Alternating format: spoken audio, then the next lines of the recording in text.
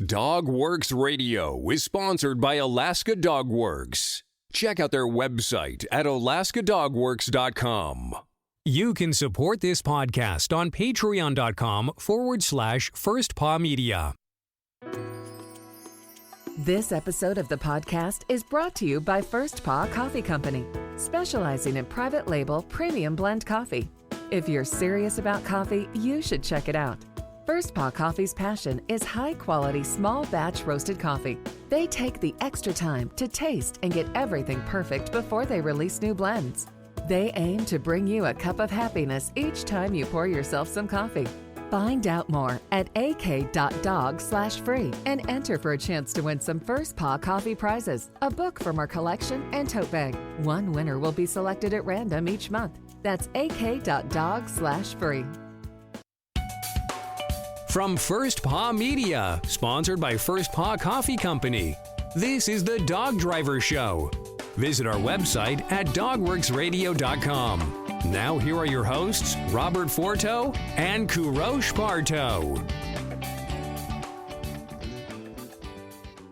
Hello and welcome everybody. This is Robert and I'm here with my co-host KP and we are the Dog Driver Show, and today we're talking to someone right here in Alaska. KP, who do we have?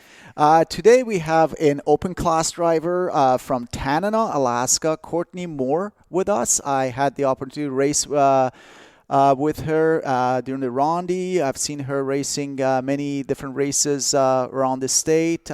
She has a very nice team running in the open class, and I've seen her running in 10-dog class too. Courtney, welcome to the show, and tell us a little bit about yourself, who you are, and how your sled dog career started. Hi, guys. I was born and raised in Tanana. I was 4 days old, brought home to fish camp, and there was a buttload of sled dogs down there that I was able to grow up playing with. And my dad had trapline dogs back then. So our team and our kennel kind of evolved into a racing kennel from there. And now I have like 19 dogs in our kennel, and my 12-year-old daughter actively races them with me. Courtney, I've seen your dogs, as I said, during the rendezvous. Tell our listeners what it takes to prepare a dog team off the road system in Tanana for a big competition like ONAC or like Rendezvous. Oh man, that's an all-year process. It starts in the summer where you're cutting and putting fish away for the dogs for the winter so they have some good nutrition to make it through. It comes from fundraising to buy supplements, vitamins, medicines to get them through all day and night training, dog maintenance, foot maintenance. And then once you're to the point where you have enough training on them, we like to get a couple of races into the dogs before we go anywhere, like the Ronde or the ONAC or something like that, so that it's not the dog's first rodeo out there. So they know what they're doing. They know what is expected of them. And so we like to get out on the road system before that, and that entails, a lot of time and investment because you're staying at hotels, you're staying at friend's house, you have to bring food, you have to pack. Luckily now we have a road across the river there, so it's not quite as a journey as it used to be. It used to be a 5-6 hour snow machine trip up the overland to Manly to get to our dog truck. But now it's maybe a 30-minute ride to get over to our dog truck across the river. But yeah, it's definitely not easy coming out of a village to race. Mainly for me, my one main concern was I'd have to pack up my two daughters and travel with them, accommodate them their school work, and their time and efforts. And I think one of the most rewarding things that I've ever seen when I last raced in the Ronde was bringing my daughter, and my oldest daughter. She really got to see what it was all about, and she got to see me go down 4th Avenue, and that was a pretty spectacular event for all of us, Pretty monument. I remember, and you had a very, very nice run the first couple of days too. I believe the first day you did very, very well. A lot of our listeners are not mushers per se, Courtney. They are just animal lovers, and they are fascinated by the sled dog sport. So they listen to this show. We get up to 10,000 listeners per show. So I bet you they're not very familiar with Tanana, Alaska is. Tell us a little bit about Tanana, where it's located, and when we say off-the-road system, what it means actually. Okay, so Tanana is in the dead center of Alaska. It's 150 air miles west of the next nearest city, which is Fairbanks. We're right on the Yukon River here, where it meets the Tanana River, so we have two large major rivers out in front of us. The only way to get here is boat, plane, or snow machines in the winter. When the ice is thick enough now, you can drive, depending on the weather, you can drive to Tanana on a truck on the ice road. So it's pretty remote compared to, living in the city.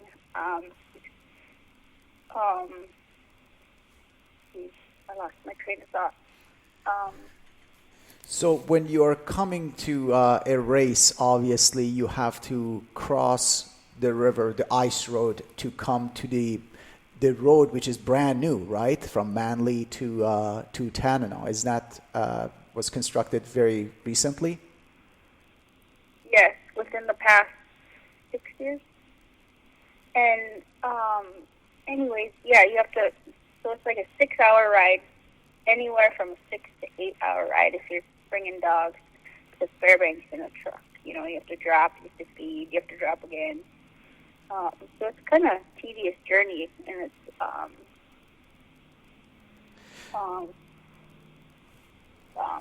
weather is a major factor with the road in the winter.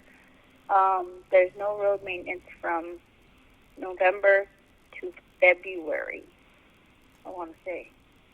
They start maintaining the road February 15th, meaning it is blown in with snow. It's impassable. And there's spots on the road where it's windswept, where it's down to the gravel, so you can't drive a snow machine up the road either. I mean, we've had journeys in the truck where we were shoveling snow to get through to come home with the dogs before. The same thing with the snow machine trip. Like, if the road is closed, we're going to have to take a snow machine to Manly, and that includes how big is our block? 16-foot block with our dogs in there pulled behind the snow machine. And that's over trail systems that are maybe 3 feet wide at the most. Getting stuck, we've had like 10-hour trips to get home where there's just snow everywhere. We're getting stuck every 2 feet. Just crazy stuff. You're just traveling the terrain is really rough and brutal.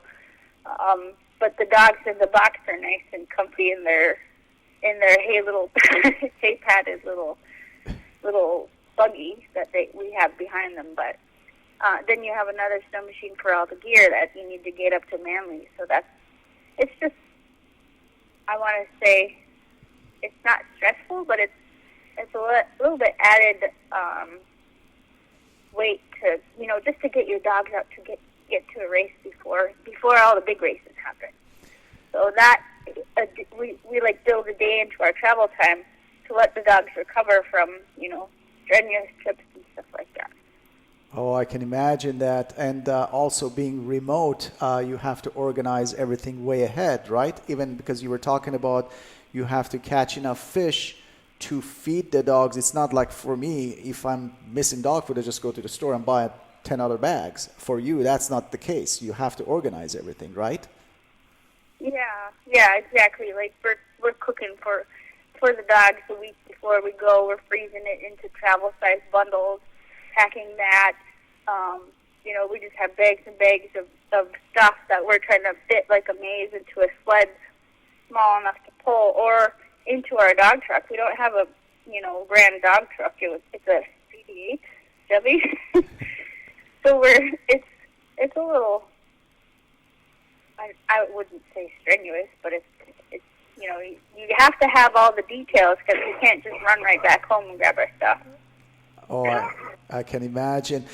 Tell me about your very first big race you raced. You're one of the biggest races, ONAC, Rondi, or Toke Race champion. When was your first biggest race?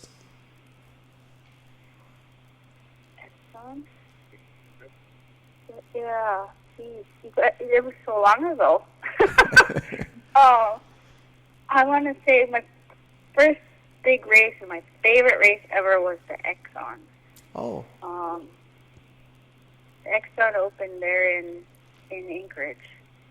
I don't remember how it played out or how it panned out, but the second day it's a 2-day race. The second day race, I could barely hold those dogs back. They were so excited, so ready to go. They knew what to do, where we were going, what we were doing, and I couldn't hold them back. And we flew around the trail, and I think I came in maybe fourth or fifth.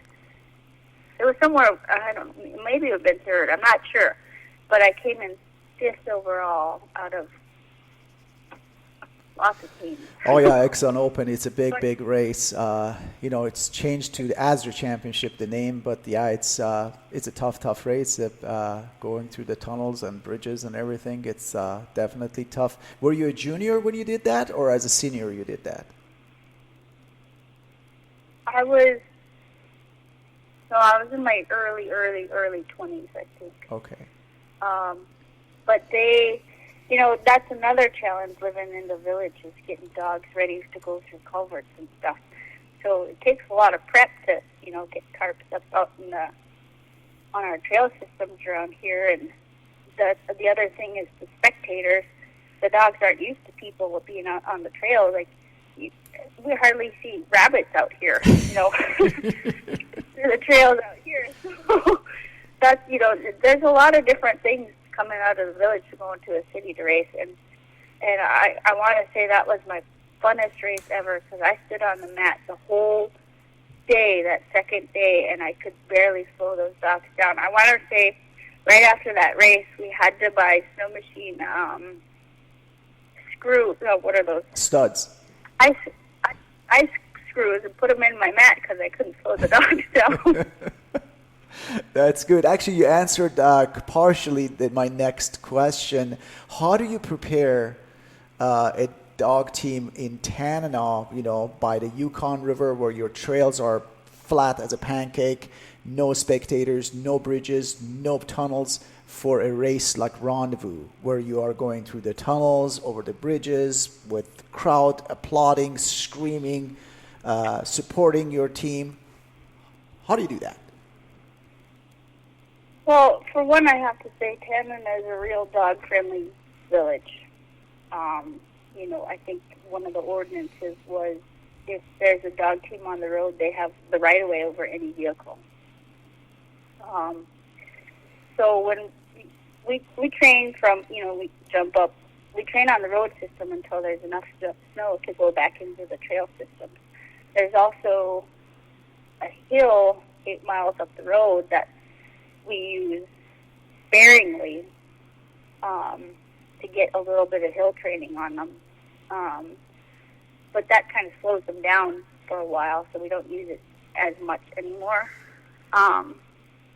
But, training on the roads here is I think it's pretty good because sometimes there's loose dogs, sometimes there's kids, sometimes there's trucks, vehicles. And that, I think, is the perfect training for Rondi.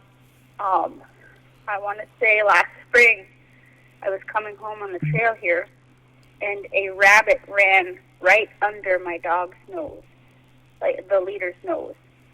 And for some people who don't know, a dog is pretty prone to chasing a rabbit or a squirrel that's right in front of him. But this guy didn't even flinch. He knew what to do. He kept coming home, and I was like, oh, that could have been really bad. I could have been bunched up around trees like 2 feet off into the trail, and I wouldn't know how to get this team out of that. So I want to say Tanana is pretty. The only thing that we don't have is the culvert system, because the dogs are. In my training, our dogs only have.